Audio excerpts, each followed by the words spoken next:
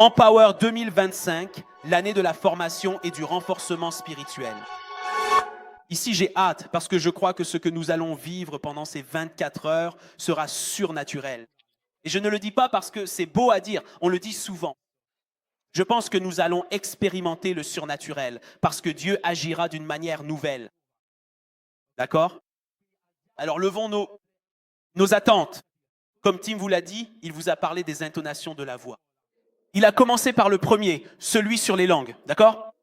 Tout est clair? Est-ce que tu comprends? Si vous avez des questions auxquelles je ne peux pas répondre, je sais ce que j'ai préparé. Je plaisante. Peut-être, je pense qu'ils sont très importants. Réfléchissez-y. Les dons de parole sont la seule catégorie de dons que Paul décrit comme devant être utilisés avec les non-croyants. En fait, il dit même que les langues servent de signe pour les non-croyants. C'est la seule catégorie de dons. Il ne parle pas de cela pour les dons de miracles ou de guérison. Et c'est étrange, parce que nous savons à quel point un miracle ou une guérison peut aider une personne à croire. Mais c'est incroyable que la Bible souligne cela. Et en effet, c'est à travers ces dons, les dons de parole, ceux où l'on parle en langue, justement l'interprétation, la prophétie, que l'Église a commencé. D'accord? En effet, si nous lisons dans Acte 2, Tim l'a lu, donc je ne vais évidemment pas le relire, il est dit que l'Esprit est venu et qu'ils ont commencé à parler dans ces autres langues, des langues de feu sont apparues, ils ont tous commencé à brûler de cette manière. Je ne sais pas à quoi cela ressemblait vu de l'extérieur. C'est-à-dire, parce qu'il parle de ces langues de feu qui apparaissaient.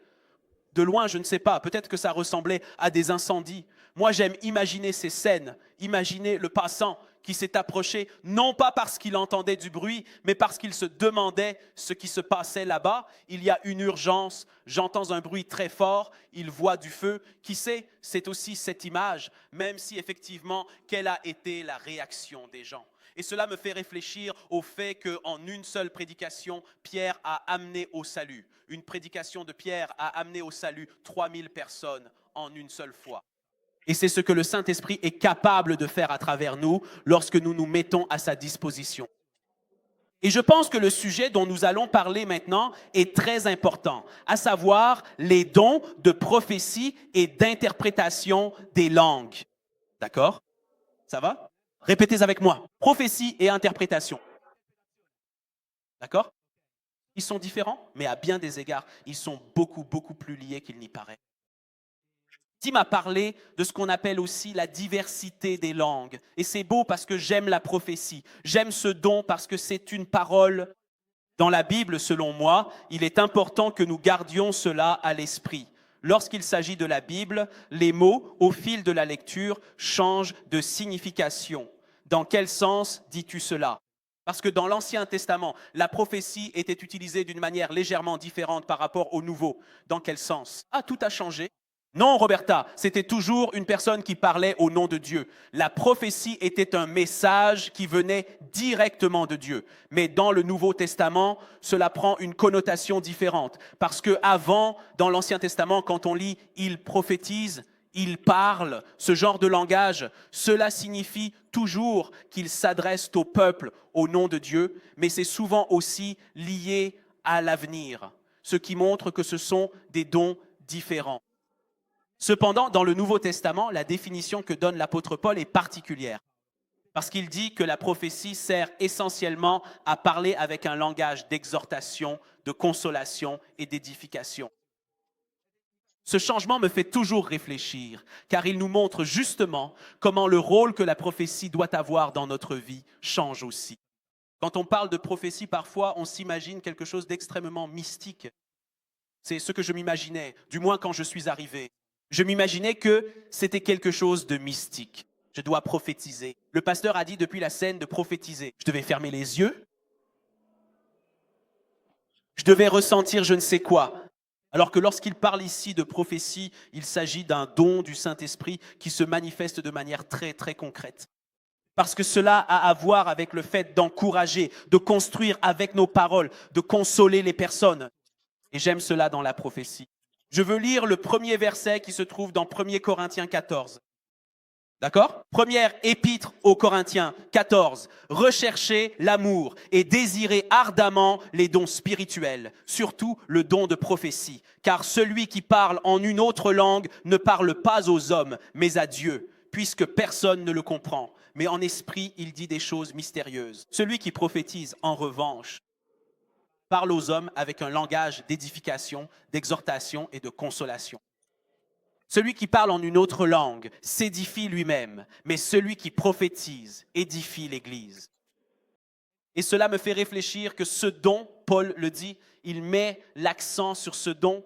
Il dit même que nous devons le rechercher plus que tout autre, ardemment, principalement celui de prophétie. Et je pense à ces choses et je me dis, mince, mais qu'est-ce qui rend ce don différent? Parce qu'en fait, chaque don peut conduire à l'édification de l'Église. D'ailleurs, c'est le but des dons. La Bible le dit.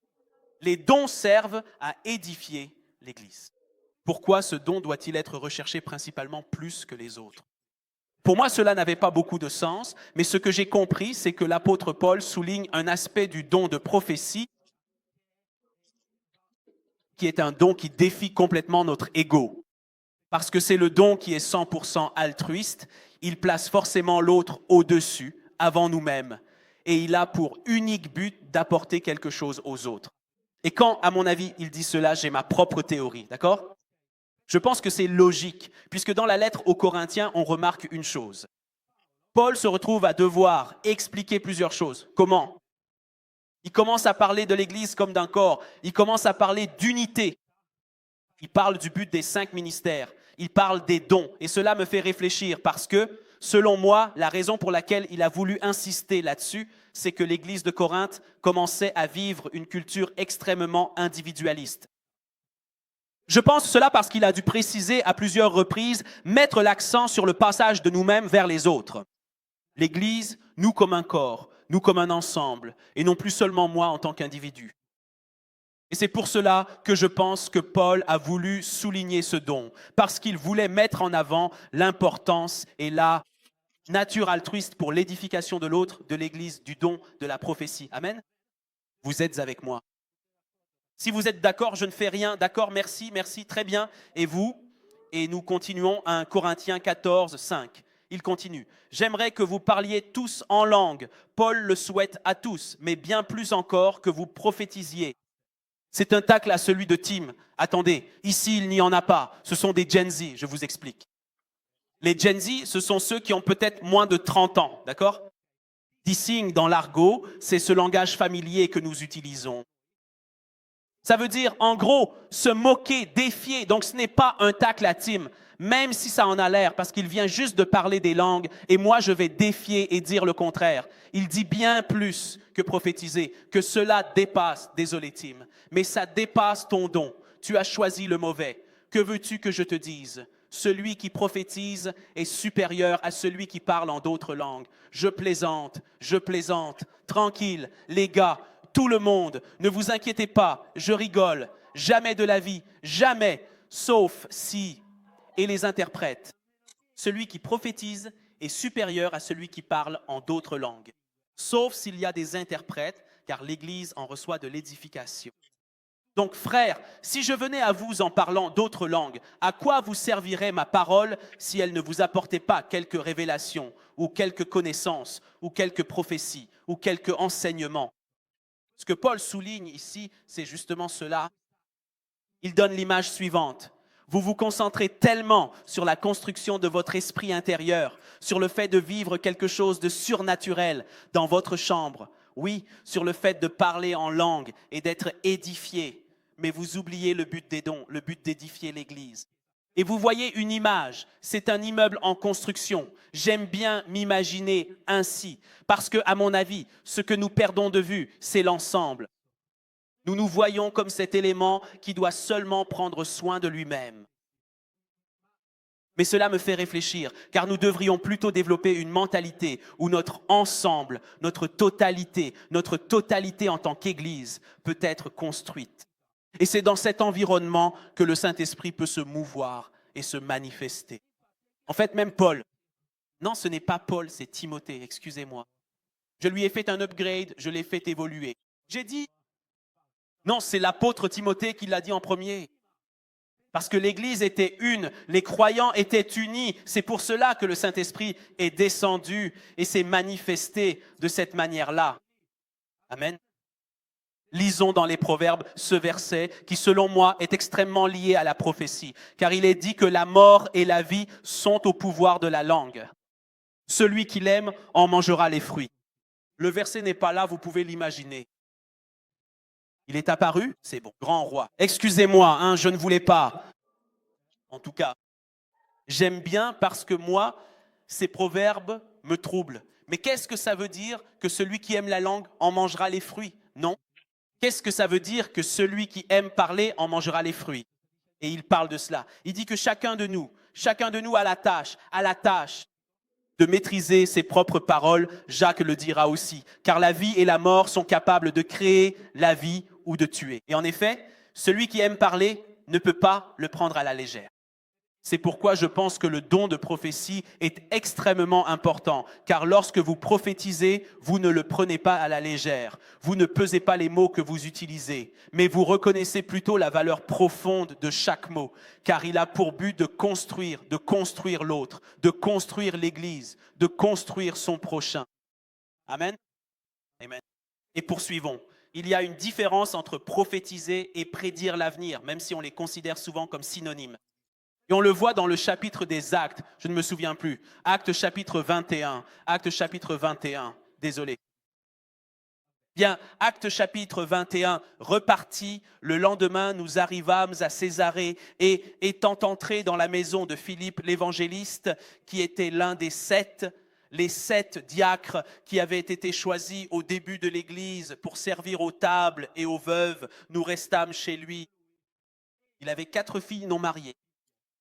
Je ne pense pas que Paul le soulignait parce qu'il voulait se fiancer avec l'une d'elles. Je pense qu'il le soulignait pour dire qu'elle vivait encore avec lui. 4 filles non mariées qui prophétisaient. Soulignez-le mentalement, faites-le avec le surligneur imaginaire dans votre tête. Elles prophétisaient, imaginez cela. 4 filles, il est resté là pendant de nombreux jours. Et ces jeunes filles prophétisaient, c'était leur particularité. Luc, le médecin, ressent le besoin de souligner cette caractéristique et dit « Lorsqu'un prophète nommé Agabus descendit de Judée, il vint vers nous, prit la ceinture de Paul, s'attacha les mains et les pieds et dit « Voici ce que dit le Saint-Esprit. À Jérusalem, les Juifs lieront de cette manière l'homme à qui appartient cette ceinture et le livreront entre les mains des païens. » Cette scène me fait beaucoup réfléchir car il ne faut pas négliger le contexte. J'aime, lorsque je lis la Bible, m'immerger un instant dans l'histoire et comprendre le contexte dans lequel nous nous trouvons. Il était dans une maison où, pendant des jours, ces jeunes filles prophétisaient, ces femmes prophétisaient. Mais voilà qu'arrive un prophète. Et ici, il faut bien insister, car le prophète ne prophétise pas. Le prophète détient l'avenir. Et selon moi, c'est quelque chose de très, très important qu'il faut souligner. Parce que même si ces jeunes filles prophétisaient, elles n'ont pas révélé ce qui allait arriver dans la vie de Paul. Il a fallu qu'une autre personne arrive. Pourquoi cela? Parce que ces jeunes filles, nous voyons que Paul lui-même dira que prophétiser, c'est parler avec un langage d'exhortation, de consolation et d'édification.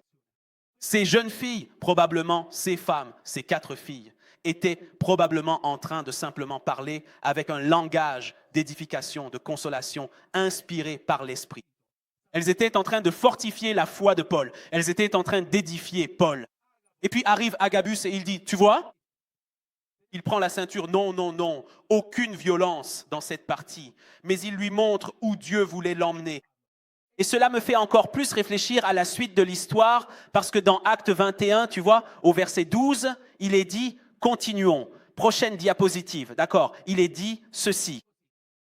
Quand nous avons entendu ces choses, nous, ainsi que les gens du lieu, le supplions de ne pas monter à Jérusalem. Tout le monde commence à paniquer. Non, attends, tu as dit ça, ne va pas à Jérusalem, c'est de la folie, tu vas y rester, tu vas mourir là-bas, tu seras arrêté, il t'arrivera les pires choses. Ils ne savaient même pas vraiment ce qui allait se passer, ils commencent à trembler. Et alors Paul répond d'une manière qui me fait vraiment tomber amoureux. J'adore ce personnage, je pense que c'est l'un de mes points de de repères dans la Bible. Et il dit, après Jésus, évidemment, Paul répondit, « Que faites-vous en pleurant, en me brisant le cœur? Qu'est-ce que vous êtes en train de faire? Vous essayez de me voler ma foi. Qu'est-ce que vous faites? En pleurant et en me brisant ici, sachez que je suis prêt. Je suis prêt non seulement à être lié, mais aussi à mourir à Jérusalem pour le nom de mon Seigneur Jésus-Christ. » Et cela me fait réfléchir parce que cela m'explique une chose. La prophétie crée un environnement de foi. La prophétie crée un environnement de foi. En effet, quand il dit tout cela, imaginez bien le contexte. Paul est resté des jours et des jours avec des personnes qui prophétisaient, qui parlaient avec un langage d'exhortation, de consolation, qui construisaient sa foi. Il s'est retrouvé là, le prophète est arrivé, le prophète Agabus est arrivé et il a dit, il va se passer ceci, il va arriver quelque chose de terrible, une tragédie va se produire. Et Paul, dans cette circonstance, dans cet environnement, a dit, je suis prêt. Il a dit, je suis prêt. Et je pense que la prophétie a pour mission de préparer, de fortifier, de construire l'environnement de foi dans lequel nous sommes immergés. J'adore cela, j'en suis fou, parce que la Bible dit, Paul lui-même soulignera l'importance de la prophétie. Il la soulignera aussi bien dans les Corinthiens, comme nous l'avons lu plus tôt, où il parle de ce qu'est la prophétie, que dans la première aux Thessaloniciens, où il dit, n'éteignez pas l'esprit, ne méprisez pas les prophéties, mais examinez toutes choses et retenez ce qui est bon. D'accord, il dit, n'éteignez pas l'esprit. Et j'aime bien parce qu'en original, ce « n'éteignez pas », le verbe a un sens différent. C'est plutôt « ne continuez pas à éteindre l'esprit ». Ne méprisez pas prend plutôt le sens de « ne donnez pas moins de valeur que ce qu'elles ont ». Ne sous-estimez pas la valeur des prophéties.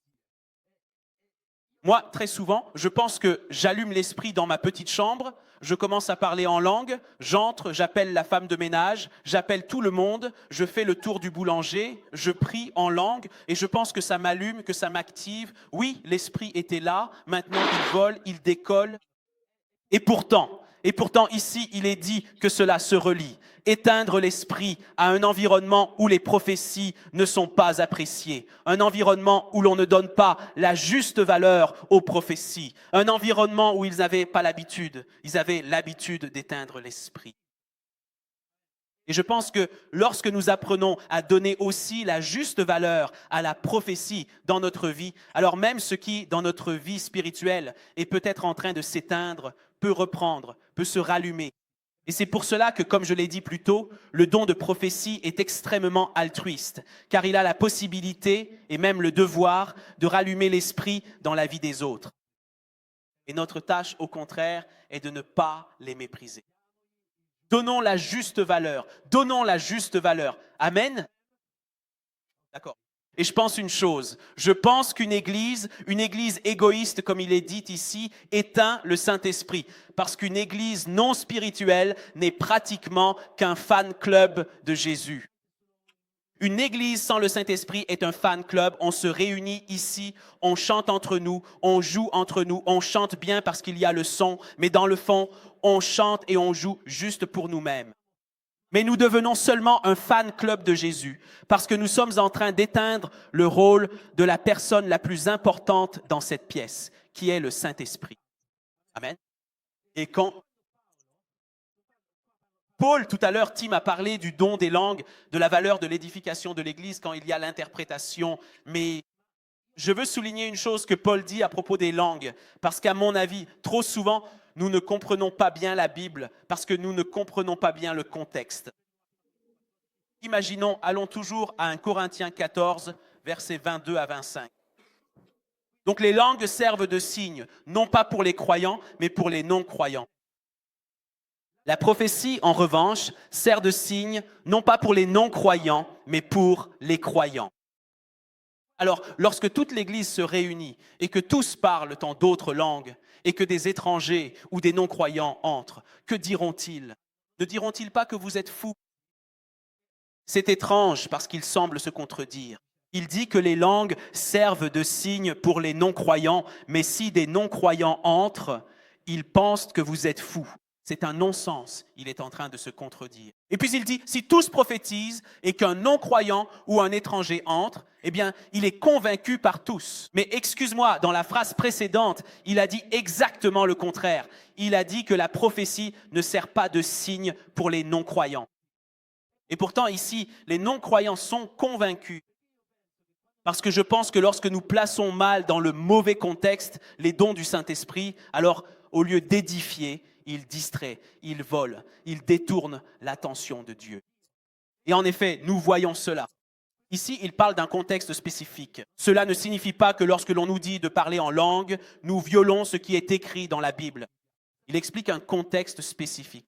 Il parle d'un contexte où tout le monde parle en langue et la personne arrive et se sent étrangère.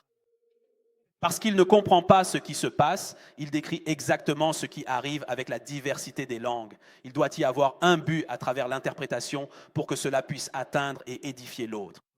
Donc oui, les langues servent de signe pour les non-croyants. Oui, il y a interprétation, mais lorsqu'il parle de la prophétie, en théorie, elle ne devrait pas servir de signe pour les non-croyants, mais dans un environnement où la prophétie, où le Saint-Esprit agit, parle et parle pour édifier, parle en connaissant, parle en révélant, parle en encourageant. Les personnes, même non-croyantes, disent « je me sens sondé, je me sens connu, je me sens… » C'est étrange, mais dans cet environnement, je ressens quelque chose de différent. Comment est-il possible qu'il parle de façon aussi spécifique à moi? C'est un signe pour les non-croyants, mais trop souvent, nous sous-estimons la puissance des langues lorsqu'il s'agit de l'Église. Nous avons peur de le manifester ou de nous manifester. Mais personne n'a peur. Non, je plaisante. En fait, heureusement que personne n'a peur, mais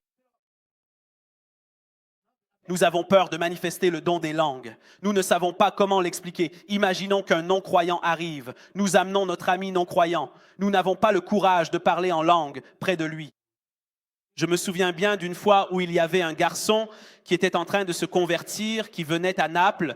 Et lui, dans cette église que je fréquentais à Naples, il était en train de se convertir, il se rapprochait. Et à un certain moment, il me dit, « Mathis, c'est étrange, mais j'aimerais que tu m'expliques cette chose. L'autre jour, je suis venu à l'église chez toi et il y avait une dame qui a commencé à parler d'une manière étrange.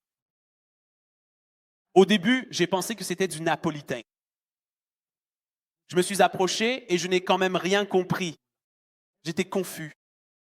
J'ai pensé qu'elle était étrangère, mais ensuite, je l'ai entendue parler dehors. Mais qu'est-ce qui s'est passé? Tu peux m'expliquer? Et moi, j'étais là, embarrassé. Je me disais que j'avais honte de ce qui devrait être un signe pour les non-croyants. Et je fais genre, tu sais que quand Dieu, le Saint-Esprit, vient, tout à coup, tu te mets à rire comme une ménagère.